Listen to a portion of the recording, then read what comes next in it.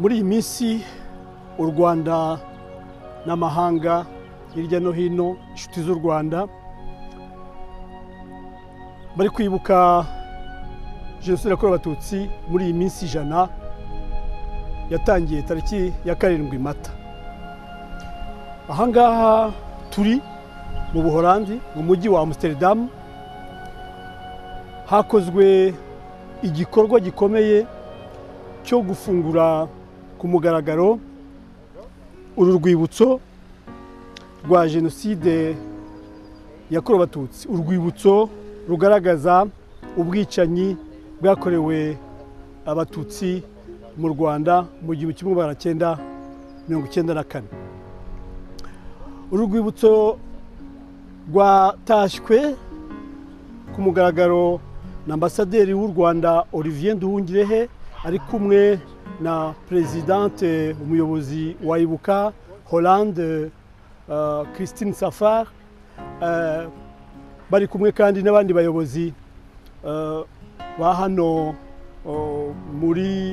mu gihugu cy'Ubuholandi. Hari kandi umwe mu bayobozi b'umujyi wa Amsterdam, abo bose bakikijwe n'abambasaderi batandukanye bahagarariye ibihugu byabo n'imiryango mpuzamahanga.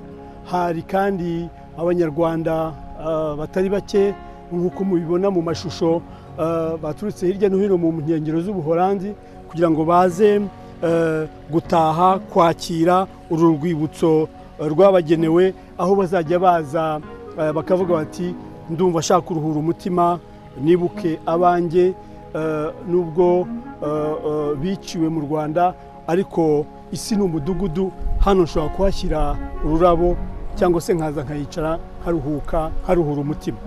Ni igikorwa rero cyatangijwe mu gitondo, gikurikirwa n'ibiganiro byabereye hano ku ruhande, ku abanyacyubahiro bafata ijambo bavuga ku mateka ya jenoside yakorewe Abatutsi.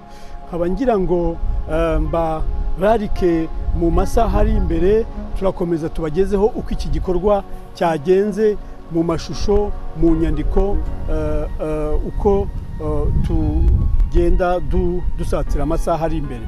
Yari Karirima wa Igihe hano mu mujyi wa Amsterdam.